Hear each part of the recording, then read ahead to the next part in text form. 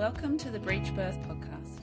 I'm Sasha Hopkins, private midwife, breech birth educator, and your host. This is a space to hear the real, raw, and powerful stories of women who have experienced breech birth in all its layers.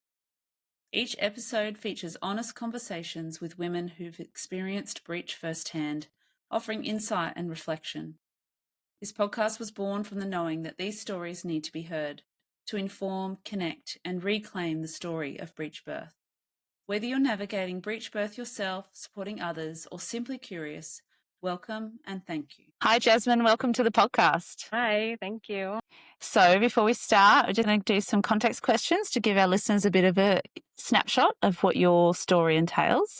So you've had 4 breech babies. Can you tell me whether they were vaginal or cesarean? Do you want to maybe go in order of first through to last? I had first 3 were cesarean, and my 4th baby was a vaginal birth. Amazing. And how many weeks were you with each one? The 8 weeks with the first 2, 37 weeks with the third, and then 38 weeks with the last one.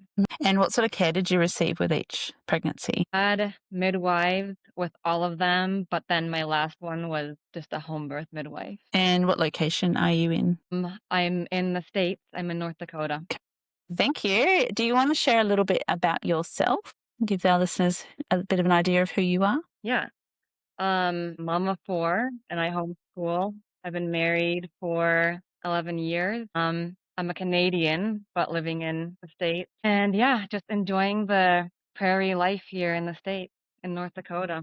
All right. So you have lots of stories. How old's your first now? My oldest is 10. 10. Okay. Do you want to start from the beginning there? And what, were you in Canada or were you in North Dakota? I was in Canada, and I had gone to see midwives, which is like kind of not like the norm in my circle. I don't really know like how I had thought to see midwives instead of an OB. Anyway, the pregnancy was super smooth, but at the end, I think it was 37 weeks, and the midwife thought the baby was breech. At 38 weeks, I had a ultrasound, and it confirmed that baby was breech. And at that point, I was transferred to OB care, and they gave me an option of coming in for a ECV, where they try to turn the baby. In the meantime, I was trying like all the things, like having babies and inversions and whatever.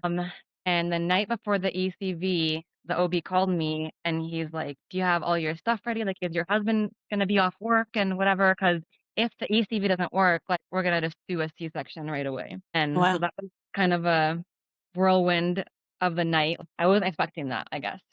So anyway, went in for the ECV and it was not successful. Didn't really try very hard. I feel like he already had it in his head, like, it's the first baby, the uterus is tight, it's not gonna work. That's what he had told me. Anyway, I had the C-section and it was really crushing for me just because I had been so excited for just giving birth, and I had done quite a bit of prep for it being the first baby. I mean, you never know what you're getting into, but I feel like I had done quite a bit of reading about giving birth naturally, whatever. Anyway, no complications, and the midwives were still with me, so it was a really beautiful experience. I was able to like breastfeed right away in the OR, and just like a very like a more natural C-section, I guess, like where they gave me options. So that was nice. Did you think about preferences? And I guess that would have been hard having it thrown on you the night before. Yeah, no, I had no idea. Yeah, that would have been not very nice. No. And what was your experience like with the ECV? How did it feel for you? So they didn't give me like an option for any pain management. So it was only the doctor palpating, I guess, and it was really painful. So eventually I said, don't do it anymore. Like, it hurts too much. Yeah. Yeah. Actually, so at that surgery, during the C-section, they discovered that I had a septum in my uterus, and that's most likely why he was breech. So that was something just interesting to know, but I didn't think that much about it. Just figured the next one would be head down and I would have a VBAC. So that first cesarean sounds like it was overall okay with the midwife's support. What was your postpartum like? How long were you in the hospital for? What was your breastfeeding journey like? I was in the hospital for the standard 3 days, and then breastfeeding was difficult. I think it took like 5 weeks for him to get proper latch. But once I got through that, yeah, he breastfed for over a year. And I remember the recovery being really tough, just physically, but there was no issues with it. Just it's long and painful. Yeah. Yeah. Surgery. Then the midwife too, like I was surprised by this looking back. Like they didn't ever give me another option, like a breech vaginal birth is possible. It was just, okay, baby's breached, you're going to the OB and they're going to do a C-section. Yeah. In Canada at the time, was there any restrictions at the time that you're aware of about vaginal breech birth? Because I know some locations in America, like midwives can't support. Yeah, that's a good question. I think they would not be able to attend the birth, but you can find OBs that are willing to support a breech vaginal birth. Okay, great. At home and hospital, or just hospital? I'm not sure about home, but in the hospital, Okay. yeah. Yeah. And then also, like, even with this first baby, I always had it in my head, I would love to have a home birth one day. So I feel like that's kind of an important part of my story too. Yeah, that's a big contrast, having a cesarean Yeah, when you were thinking about home birth. yeah. And so your second baby, what's the age difference between them? They are like 22 months apart. I got pregnant when he was 1. Yeah. I forgot to ask, with your first baby, do you know what sort of breech he was? Oh, I don't remember any of them except the last one. Okay. Actually, the second one, she was more transverse, but yeah, I don't remember specifically what. Yeah, that's fine. All right. So then your second planned. Mm-hmm. And so you're thinking, all right, I'm going to have a VBAC and this baby's going to be head down. So what did the beginning of the care look like? Did you go for those midwives again? Were you Yep, still in I had Canada? the same midwives. I was still in Canada. Yeah. Yep. So same thing. It was really smooth. So the only thing with this one is we were in the process of moving to the States. So my husband had actually moved here already. And then I was waiting for paperwork, but being that I was pregnant, I needed to keep my health care in Canada. And so I was kind of going back and forth with my son. I'd spend like a couple months here, a couple months there. But the plan was to give birth in Canada with the same midwife. And I forget how far along I was. I think maybe 30 weeks when I had an ultrasound and the baby was breech. And I just remember being crushed. Like, how is this happening again? I don't know. Mm. I'm just wondering, because you got told that you had a septum in your uterus at your first one. Did the midwives talk to you about that? Like sometimes we get the notes from the previous birth to go through and sort of have an idea if there was any concerns from that cesarean in regard to planning a VBAC. Was there any conversation around the fact that you had a septum in that pregnancy? No, like I Okay. want to say I knew like the septum makes it more likely to have breech babies, but I wasn't worried about it. I didn't think it was going to happen again. And then actually with that birth, so with my first, the C-section was scheduled at 38 and a few days. So it was like quite early for a scheduled C-section. And then with this one, I was hoping it'd be at the same time just because my husband was far away. I was hoping no chance of me going into labor so that he could at least come for the C-section. It sounds like you had accepted you weren't going to get your VBAC. Yeah. So yeah, that was a struggle.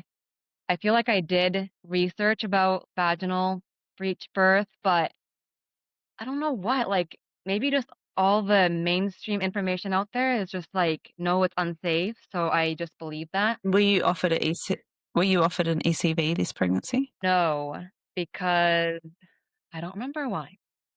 Maybe because of the septum. Yeah. So I accepted. I'm having a C-section and it was going to be fine because then my husband would for sure be able to come. And so it was scheduled for 39 weeks. At 38 weeks, a day before my husband was flying in, I went into labor. So I went in for my C-section with my sister-in-law instead of my husband. That would have been quite devastating for both of you. Yes. Mm. Yep. I remember calling him and I'm like, it's a girl.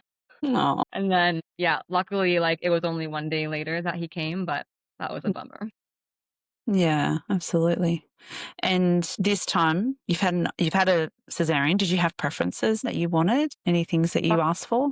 No, so like they did offer to either lower the drape or have a clear drape, but I was just like, I don't know.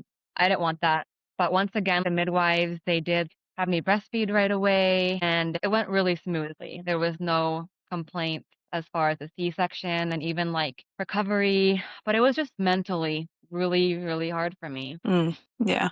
And even harder when you've got a toddler at home as well. Yeah. And then we ended up like moving to North Dakota when my daughter was 2 weeks old. So it was just like a crazy postpartum period. I don't have any idea on distance. Is it a flight or driving? We drove, it's a 24-hour drive. A 24-hour? Yeah. Yeah. Okay. Big trip with small little Yeah. children. Yeah. Yeah. But I will say I was happy to have experienced labor. I was in labor for 8 hours before the C-section was done. And then my water broke just before I went into the C-section. So I was grateful to have felt contractions and have gone into labor. So I knew the baby was ready to be born. Yeah. That's pretty impressive. 8 hours and then water's breaking. If only you had the support. It's like your body would have just Yeah. cracked on and done its thing. I know. Yeah. And so then number 3, what's our age gap between them? My daughter was 2 when I got pregnant with number 3. And because you're in a different location now, did you start to look at midwives and stuff beforehand, before you fell pregnant? Or was it kind of, oh, I'm pregnant, better start looking now? Yeah, I did because somehow, I don't know if I had read about VBAC after 2 C-sections, but I already knew in my head, I'm gonna try for VBAC again. So at that point, it still wasn't in my head, oh, I'm just gonna be like stuck with these cesareans.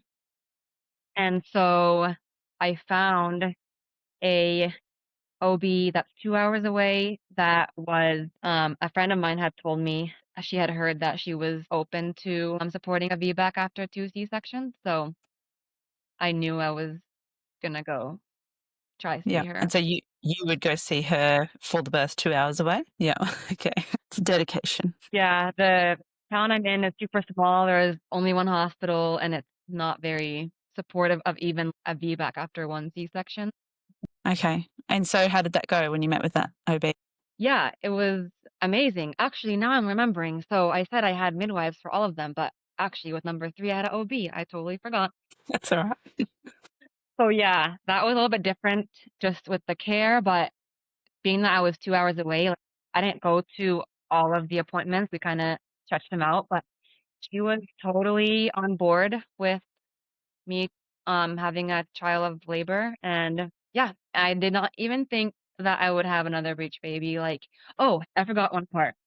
So Mhm. after my daughter was born, after my second, I had a surgery to remove that septum. Oh, wow. I didn't Yeah, know that was a thing. yeah. Okay. So Not in the cesarean. Not in the cesarean. That was after.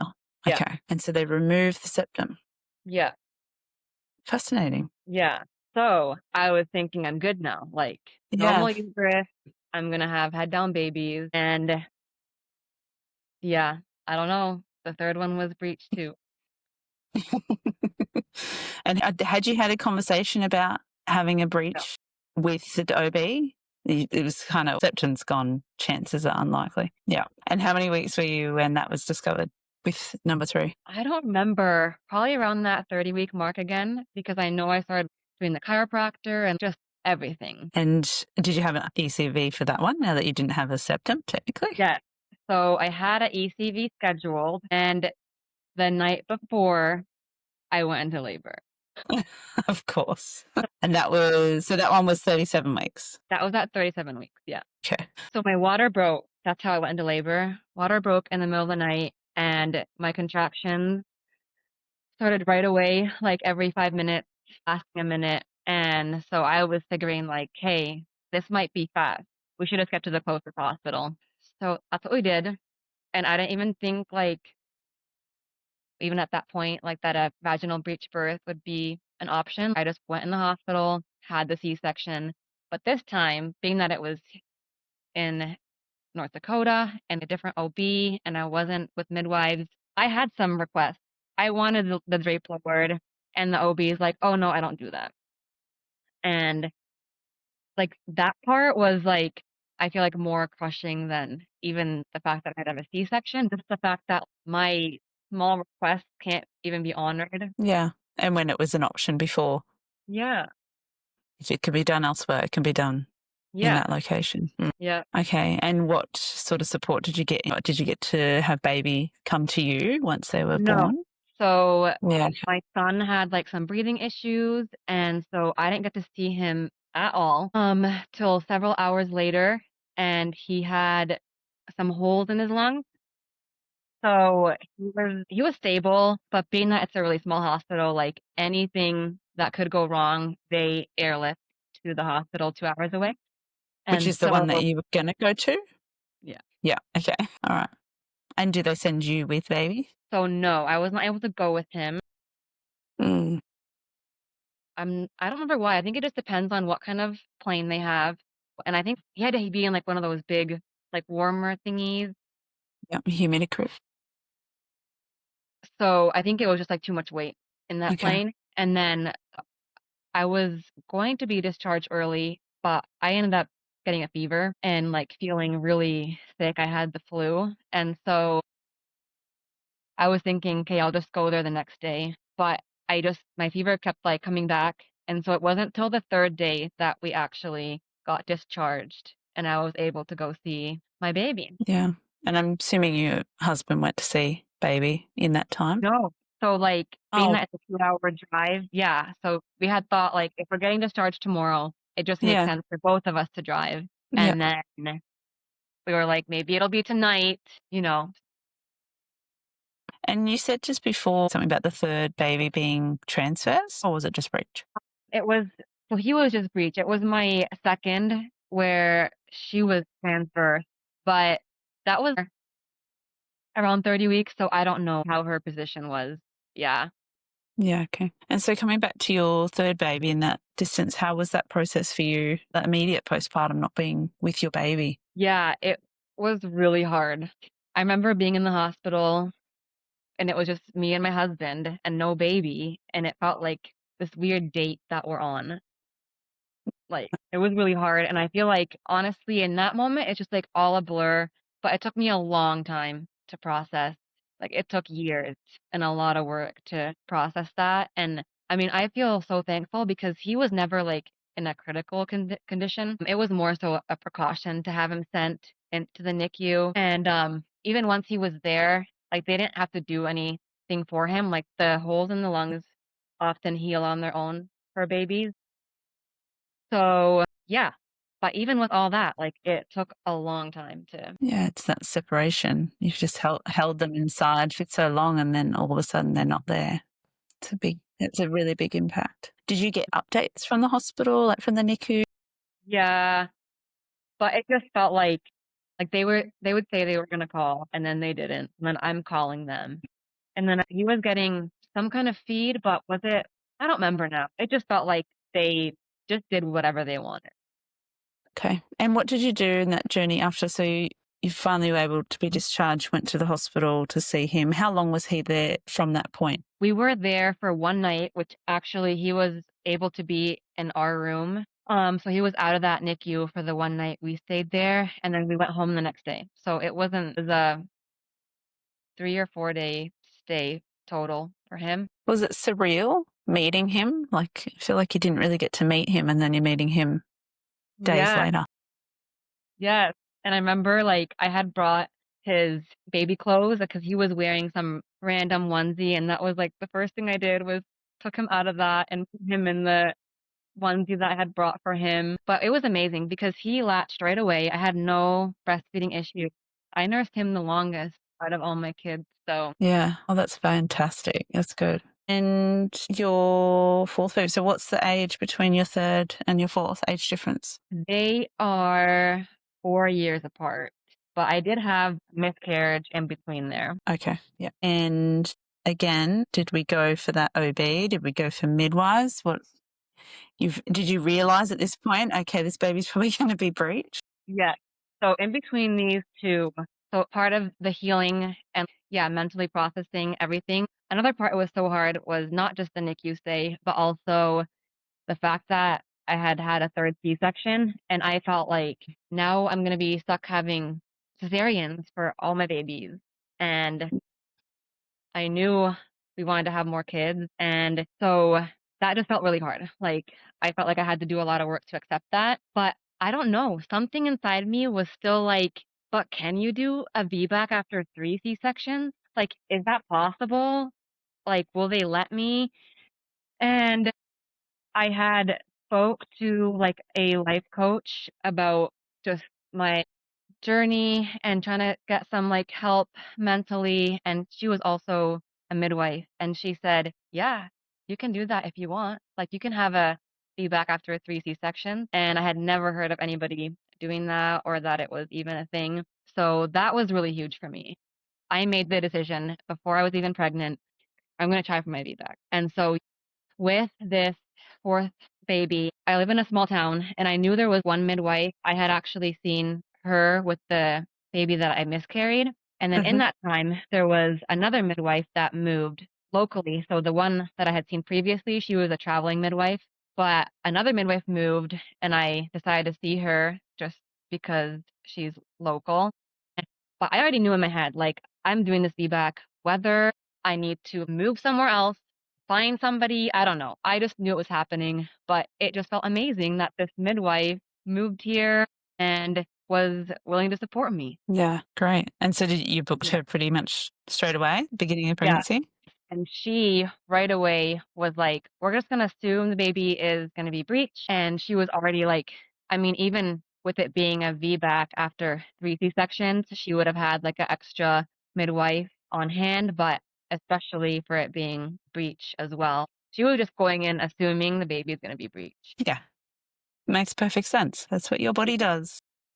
And so she was trained and comfortable supporting breech birth? Yeah. Amazing. Yeah. And did she provide education, like what to expect with the breech baby? Is there anything that you remember around that? Yeah, I remember, like, at the end of my pregnancy, she was showing me she's part of a few different breech organizations, and one of them has videos of different maneuvers that the midwife may need to do during pushing. And so she showed me all these videos of different maneuvers that may need to be done. And she just like really educated me on even the process of how a breech baby comes out versus a head down baby. And it's just so fascinating to me how it follows this pattern, most of the time. And I did have an ultrasound around maybe around 18 weeks. I wanted to have one just to see what the placenta was. And in that ultrasound, the baby was already breech. Just letting you know. By the way, Yeah. this is what's coming. Yeah. And how did you feel because of the past experiences you had? Was it excitement that it's breech because you know this midwife's going to support you? Or was there some doubt or any fear that came up for you with that? Yeah, I wouldn't say I was excited. It was just more like, "Oh, really?" But of course, yeah, but I did feel so with the other pregnancies, I was so stressed at the end, like trying to do all the things. And I did do some things this time, but more in the mindset of getting the baby in their optimal position instead of like trying to turn the baby, you know? Your perception of optimal Yeah. position. Yeah. Yeah. Like that. Like, I would still do, like, the stretches or see the chiropractor, but it was more so the baby, even if they are breech, they can still come out as smoothly as possible, you know? Yeah. And you said you knew what sort of breech this one was. Yes. So complete. And what did your labour look like when it all started? Did waters break first? Did contractions come? Yeah, it started pretty much exactly like the previous one. So my water broke in the middle of the night and contractions started like minute long every 5 minutes. And so I'm thinking, "Hey, it's gonna go fast, like, this is great." And, oh, I had also hired a doula. My friend, she had known I was planning, a VBAC even, like, before I was pregnant, and she's always been, like, so supportive of that and excited for me. So I knew she was the right person to be in my space. And also, my husband, he supported me, but he was nervous and he didn't understand where I was coming from the same way my friend did. And so that was really important to me to have somebody there who, yeah, Gets it. knew where I was coming from. Yeah, gets it. Exactly. Yeah. So you had your doula, then you had your primary midwife, and she had two assistant midwives because of the Yeah. cesarean and breech. Yeah. And did you have the other children around? Was that the plan? So, yes, the plan was or my daughter, she wanted to be there for the birth. And then the plan was for the other kids to go with my sister-in-law.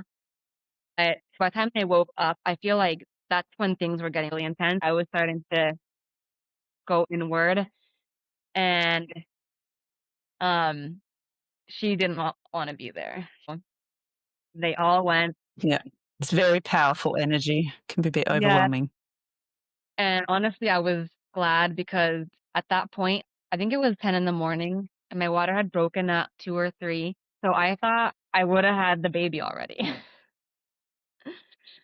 Um, and it was way more intense than I ever thought. Like, of course it was, but no one can prepare you. But just having felt contractions before, I thought I kind of knew, but no. Yeah. Did you use any pain relief, like a TENS machine or water? I didn't use TENS machine, but I had the pool, but the plan was, so my midwife before even had told me that she would prefer if I didn't give birth in the tub, just for her to be able to see better and for like gravity to help, which people do give birth in the tub with breech as well, but I understood what she was saying and I wanted that too. So I just used the tub for pain relief. And then, yeah, a lot of like counter pressure on my back. And I love that the midwife just like encouraged me to eat and drink throughout the whole labor. Like that was so different from birth stories that I've heard about, like from the hospital, you know? Yeah. So important. Your body actually needs energy. And I see it Yeah. in women when they haven't eaten, their contractions can slow and fizzle out. But as soon as Yeah. they eat, it brings them back. So Yeah. it's very, very important. And I felt like my contractions they stayed consistent that whole time. I feel like only at the very end, for the last couple hours, did they begin to get closer together. So 2 hours before he was born, I started to feel an urge to push. And that was like so exciting for me. And then I ended up being in the tub until just before he was born. Then I came out and was kind of like in a half kneeling position, I guess, like one knee down. And that's where he was born. And he literally flew out as soon as there's a video of it, and his butt and feet kind of came out at the same time. And as soon as like they're visible, he flew out. It was just crazy. I was prepared for, a long descent or whatever, and like maybe some maneuvers to help. And then he was crying, screaming right away because she had also prepared me for breech babies often need a little more help with breathing. And so I was prepared for all that. And just the fact that he was crying right away, I just was so thankful. It was incredible. So nice. And so you lifted baby up to your chest. And Yeah. how was that moment? That first Yeah. time being able to do that yourself? Yeah, there's just no words. Like, oh, it was so emotional. And then I guess the one bummer was, so there was a lot of blood. Like, I was bleeding a lot, and the midwife wanted me to try push the placenta out right away. And when it didn't come out, she had me lay down so she could kind of feel the cord and see where the placenta was, because her thought was that it had already like detached kind of earlier, which is exactly what happened. So then I was able to like sit up and push the placenta out. So it wasn't like a problem in the end, but she did give me like a bunch of tinctures to try like stop the bleeding. So it was like a little bit, I wouldn't say like chaotic, but kind of like broke that flow a little bit of the afterbirth bubble. But I always felt I was in good hands. I never felt scared or like things were going wrong or anything. And even the fact that like she had my husband like hold the baby right by me so that she could feel for the placenta. Meanwhile, I feel like in the hospital, they like cut the cord right away, like if anything's going wrong, like, okay, cut the cord. Like, it just felt so amazing that I didn't have to like fight for that. Like, yeah, we were on the same page. She was on my team. Yeah, that's great. And once that bleeding was managed, were you able to just settle and reconnect with Yes. baby? Yes. Yeah. Then I kind of went into bed and was able to just cuddle, and he breastfed right away. Yeah, it was incredible. Did you have any tearing? Yes. So I did tear. I don't remember. It was like between first and second degree, and I ended up opting to not have any stitches, and it did heal just fine on its own. But yeah, like a recovery was so intense. I thought it was going to be like way easier, but I wonder if just like the tear, and I did push for 2 hours, Mm, and him being breached, like, I don't know. I feel like it was a rough recovery, but then again, it's only my first vaginal birth, so it's hard to. to know, yeah. I mean, you have run a marathon as well. It's intense for the body, and I think when you go to the gym and the next day and even the day after, your muscles are sore from that workout. Yeah. That can happen in labour. You feel like your whole body is aching Yeah. after labour. So Yeah. it makes perfect sense to feel like that. You've worked hard. And then I'm sure like the extra blood loss. And takes it out of you. Yeah. Like I felt just more weak, but yeah, it's hard to know what would have been different with, because I only have a C-section recovery to compare it to. And then with C-section, you're like so medicated too. So I feel like it was similar recovery, but I wasn't medicated with the vaginal birth. And what was your breastfeeding like with this one? Yeah, super smooth. He did have a tongue and lip tie, but that didn't affect breastfeeding. And I opted to not get it revised just because he still had really good mobility in his jaw and his lips. So we'll see if that ends up being a problem later. But as of now, he's still breastfeeding. How old now? He's 15 months. And I didn't ask for the others, but did you keep the placenta for any of them? Usually you do with the home birth because you're at home, and us midwives don't like to Yeah. take them home with us. No, I didn't keep any of them. And then even with the home birth, I didn't like feel like I needed to keep it. And the midwife, she has like a spot where she buries them. So I was fine with her doing that. Nice. Oh, so she does take them for you. Yeah. Yeah. Great for the garden. Yeah. And resources. You said that your midwife showed you some. Was that Breech Without Borders? Does that sound familiar? Yeah. There's Breech Without Borders for sure. That Yep. might have been the one that she showed me. But then there's also Coalition for Breech Birth. Yes. Okay. Is that that's Facebook group? Yeah. So I feel like those two for me were super key in getting comfortable with the breech birth. Oh, I wanted to say one other thing is at the end of my pregnancy, I had no like fear about my birth. I just had this like crazy sense of calm and like everything's gonna turn out. It was more like after he was born, I felt like, holy, what did I do? Like it felt amazing, but also I wonder if just all those feelings were hitting me afterwards. But it was just crazy to not be afraid going into it. I just feel like that was like proof for me too that I am meant to do this. Yeah. It's that inner knowing. Your intuition Yeah. was strong. And then even postpartum and mentally, it was crazy because I had never had a birth that I wasn't disappointed after. Mm. And so I noticed a big difference in recovery and just my mental state as well. And I did do a lot more prep for postpartum in my pregnancy than with the other pregnancies.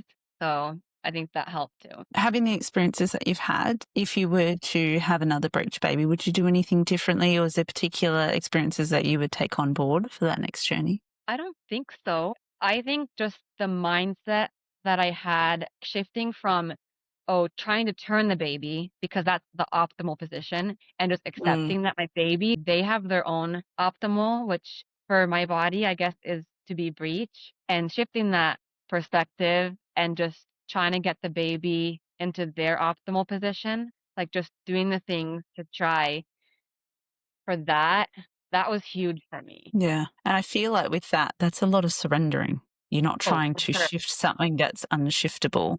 You're actually just letting go and letting it be. And so then you feel at peace, which is probably Yeah. why you felt the way you did, because you had just let go of trying to control it. Yes, for sure. Sometimes breech babies are getting funky positions. Same sometimes head down babies do as well. Did they need any osteo or chiro or anything after birth? So no, my fourth, this last one, he was the only one that I saw a chiropractor for regularly after. I guess with my third, he saw a chiropractor for a little bit, but it was mainly because he had some oral ties as well. So it was mainly for that. But, their bodies seemed to be just fine after birth. Yeah, perfect. Despite the septum, you must have had a decent amount of room for your second to get into a transverse, and they're all no tightness in their neck or anything. Yeah, no. And it's still crazy to me that my fourth one was breech again. Like, even though I went in with that, knowing that that's probably what's going to happen, but like, oh, it's just so interesting. Are you thinking about having more babies? Mm-hmm. I wonder how you would feel if it was a head down baby. I know.